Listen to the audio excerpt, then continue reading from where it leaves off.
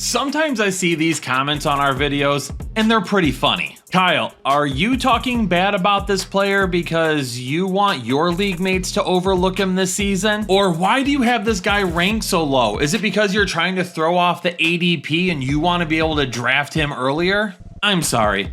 I barely have enough time as it is to run my own fantasy teams, let alone purposely sabotage the ADP just so I can draft better. And for as ridiculous as those comments sound, I was recently looking through the expert consensus rankings, and I saw a few things that were quite shocking.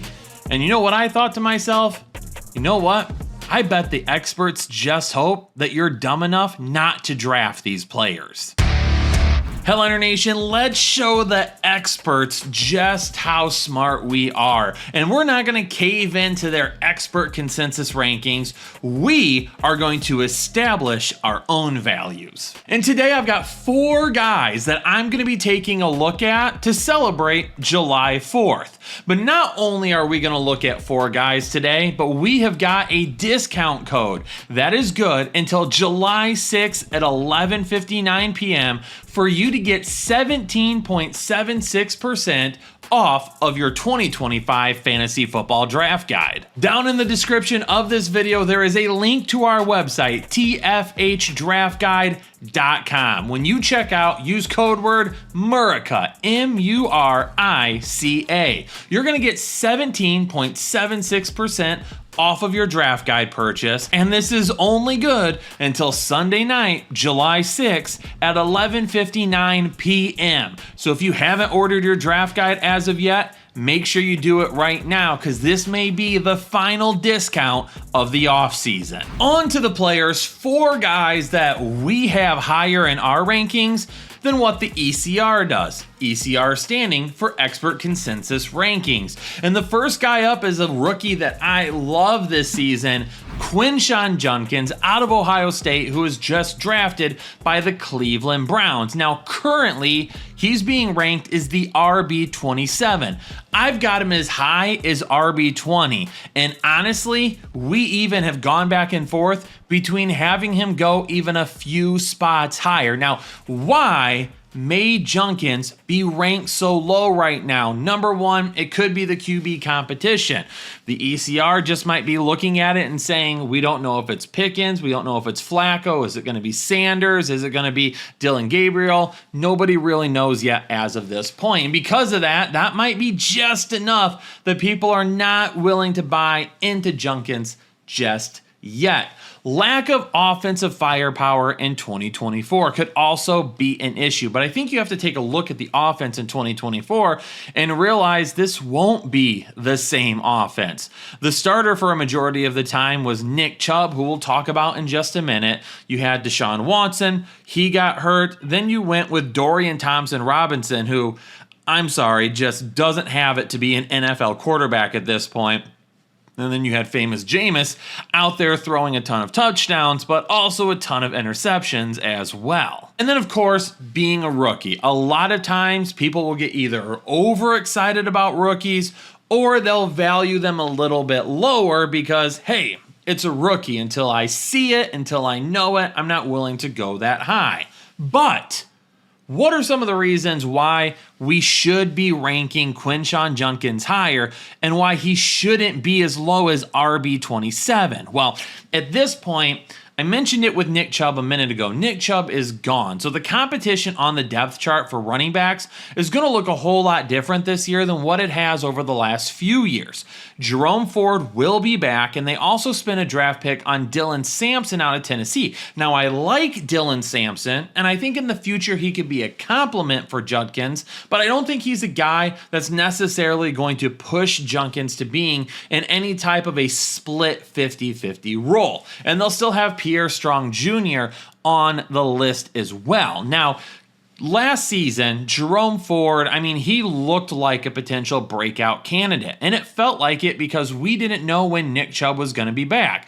Well, Jerome Ford never materialized into anything, and if he wasn't going to become a tangible starter for the Cleveland Browns, a guy that they would see getting significant touches, I mean, if he wasn't going to get it last year, he's not going to get it this year. Last season, Jerome Ford had 104 attempts in 14 games. In comparison, Nick Chubb had 102 attempts in 8 games. Clearly, Nick Chubb was valued over Jerome Ford last season. And even though he was primarily by himself to begin the year, he wasn't really utilized as such either. Also, a quick thing to note, last year with Jameis Winston, the run game didn't falter nearly as much as it did a little bit earlier in the year. Now, was it great? No, they ran for 499 rush yards on 127 attempts. They were averaging not quite 4 yards per carry.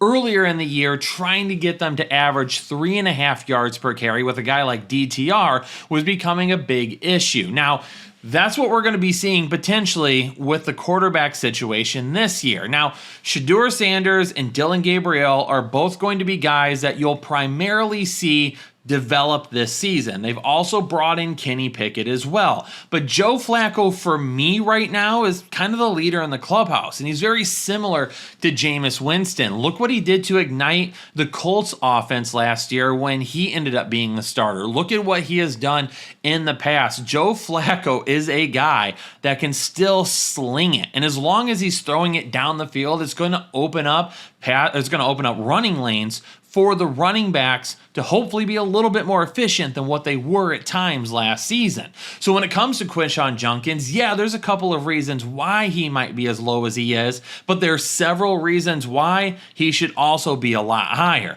And that's why I think he's firmly going to be inside the top 24 running backs and not an RB3 like the ECR is saying. Let's move on to a veteran. Now, this is another guy that I feel like he's just ranked way too low, and it doesn't make enough sense to me to keep him that low. And it's Terry McLaurin, who's coming off of a fantastic 2024. Now, as of right now, the ECR puts him at wide receiver 19.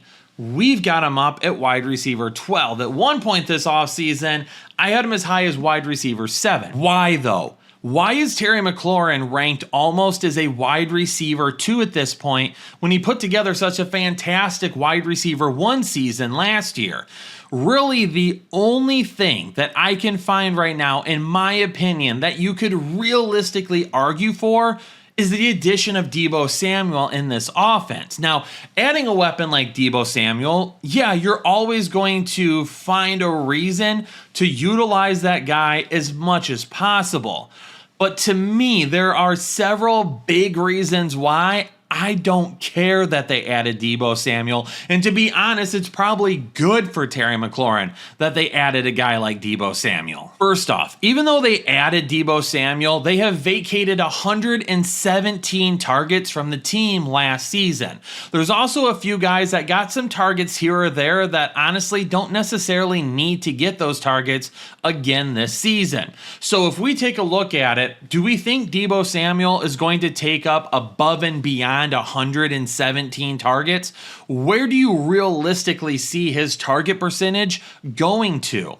If it's higher than 117 targets, then maybe at that point, you could start to say, yeah, he'll cut into Terry McLaurin. But that's where point number 2 comes in, is Terry McLaurin last year only had 115 targets. That was tied for 18th among wide receivers. Now, I'm going to use a little bit of reverse psychology here, I guess, because normally you would look at those targets and you would say, but Kyle, wouldn't you want more targets? Like 115 targets is great, but he was tied for 18th with 115 targets, and you're talking about this guy being a top 12 wide receiver, and I understand that. Normally, you would argue for more targets, but personally, I don't think we need to argue for Terry McLaurin getting any more targets than what he got last season. He was a wide receiver 1 with 115 targets, part of the reason why his big playability. He is not a volume wide receiver at this point. So if he loses volume, it isn't that big of a deal. Right now, 5 receptions from last season, of 40 plus yards, tied him for 5th in the league. His 13.95 ADOT among wide receivers with at least 100 targets brought him in at 4th overall. ADOT being average depth of targets, just in case you didn't know that. And then he was also second in the league with 13 receiving touchdowns last season.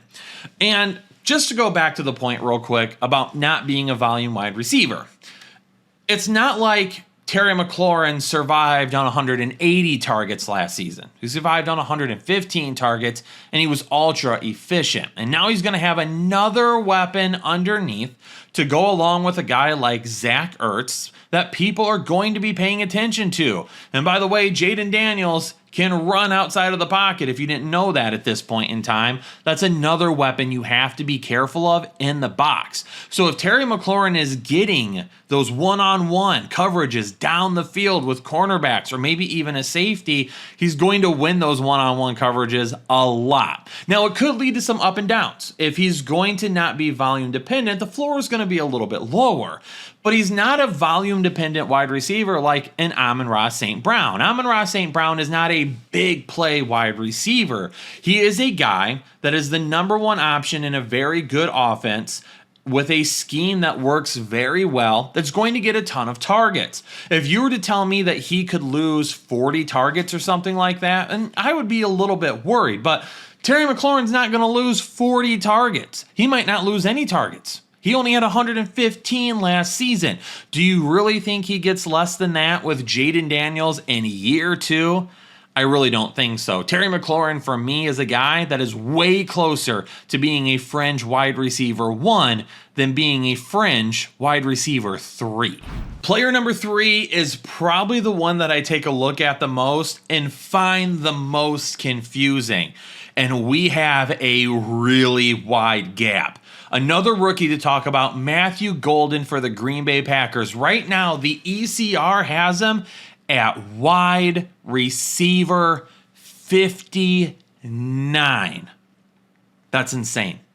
That is crazy. We've got him at wide receiver 35. In fact, I have flirted with him being a potential wide receiver 2 a couple of times. For Matthew Golden, though, why? What is the point in having him as almost outside the top 60 wide receivers? Some people might be thinking that the wide receiver depth there is actually going to be an issue. And when you take a look at the wide receiver depth, they've got a lot of names on the depth chart, but how much of a threat do they pose? Romeo Doubs, Jaden Reed, Dontavian Wicks. You've got a guy like Mecole Hardman that they brought in, and then Christian Watson may or may not be back at some point this season. It depends on what happens with his ACL injury and how long it takes him to come back. And obviously, just like I said with Junkkins, being a rookie, sometimes people just undervalue rookies.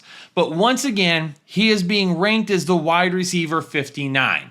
Let me just give you some of the names that are being ranked above Matthew Golden right now. Marvin Mims Jr. from Denver.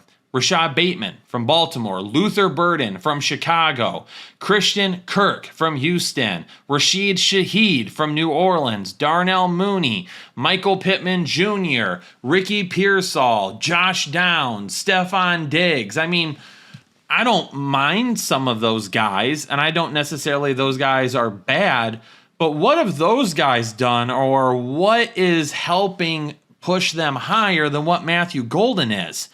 Now, here's the thing, but that wide receiver core that we talked about a second ago, I don't really think is all that good.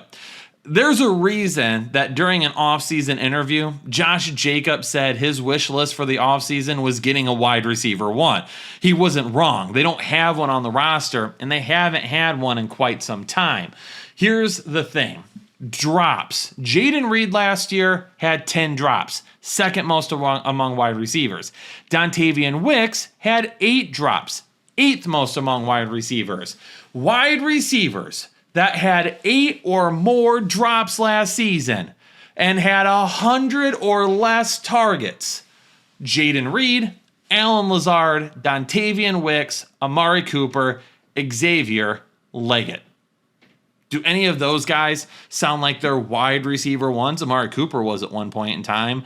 He's a free agent now. Xavier Leggett, haven't really seen a whole lot from him. Allen Lazard, the journeyman, scored some touchdowns here or there, but he's not a wide receiver 1. that's some tough company to be in. Now, there was a guy by the name of Davante Adams that also had an issue with drops at one point in his career, but at this point, Jayden Reed has not shown us anything to make us think that those drops are going to disappear and that he's going to be the next Davante Adams, which, speaking about Davante Adams, he's the last 1,000-yard receiver that they had all the way back in 2021. And Matthew Golden's got the draft capital. First-round draft pick, 23rd overall. Again, there's a reason Josh Jacobs said they want a wide receiver one. And if Josh Jacobs is saying it, how much do you want to bet behind closed doors, or maybe not even behind closed doors? Jordan Love has said the same thing. He also wanted a wide receiver one, and they went and got somebody that can be that wide receiver one. Do we not think that Matthew Golden could get 100+ targets? And do we not think that he has the big play potential to help out Jordan Love? This guy is going to be just fine. And I tell you what, he's going to be a lot better than wide receiver 60. But here's the thing. He's got to have a quarterback to throw him the ball, and that's why Jordan Love is next on this list. Let's just go ahead and jump right in to Matthew Golden's quarterback. Right now, he's being listed as the QB 17. We've got him up at QB 10. He was a consensus top 10 quarterback last season.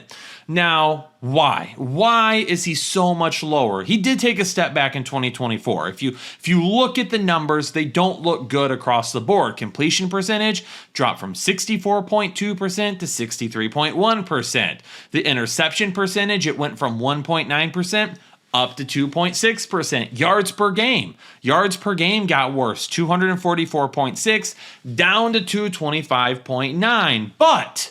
But once again, there were some things that did get better. Touchdown percentage actually went up. Not a whole lot, but went from 5.5 to 5.9. I'll take that. Yards per completion. Now that went from 11.2 to 12.6. Not a lot.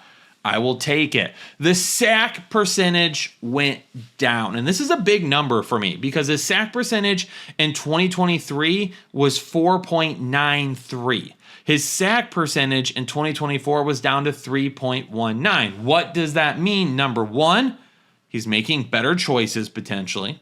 Even though the interception percentage went up a little bit, it still is possible that the sack percentage, because he was maybe staying in the pocket and trying to throw from the pocket instead of running outside of it, or maybe he wasn't holding on to the ball as long. Those are good things. But it also points to an offensive line that also could have been a little bit better as well. And hopefully that continues into 2025. Now, he dealt with injuries last year. And for all the wide receivers that we talked about earlier, they were inconsistent at best. All of those guys are not wide receiver ones. They're not. He's playing with a bunch of wide receiver twos and wide receiver threes. Now, if you're Tom Brady, you can make that into a Super Bowl roster. But Jordan Love, for as good as he is not Tom Brady. So he's not making a bunch of wide receiver twos and threes. He's not making a Super Bowl run with those guys. They needed an elite playmaker on the outside, and they got that with Matthew Golden. Last point, the run game is going to be elite again with Josh Jacobs. They're not going to have to worry about teams coming right after Jordan Love, and they're not going to have to worry about teams also doing a whole bunch of double teams out in the depths of the backfield. Like, they're going to have to play some one-on-one coverage. They're going to have to move some guys up into the box. They're going to leave some things open. Matthew Golden is going to have some one-on-one coverage on the outside. Jayden Reed, for as many drops as he has, if he can clear those up a little bit, being a guy that works over the middle of the field could be fine. And don't forget about Tucker Kraft as well. Jordan Love still has plenty of weapons. And even though it's going to be a tough shake this year with the way the schedule played out, I still think he's a guy that can be really, really good. Headliner Nation, for the 4th of July, 4 players that I'm higher on than the expert consensus rankings. And I feel like the ECR wants to think that, hey, these people are way too dumb to be spending draft picks on them. Let's go ahead and rank them a whole lot lower. But Headliner Nation, there's one thing that we aren't here. We definitely are not dumb. Make sure y'all enjoy the 4th of July. Please don't blow off any fingers. Please be safe. Don't drink and drive. Have fun. But make sure you come back here on the 7th when we start dropping more content in July, and that you're safe, sound, happy, and healthy. From everyone here at Headliner Nation, have a happy 4th of July. Stay safe, stay healthy, and I'll see you on the next episode of the Fantasy Headliners.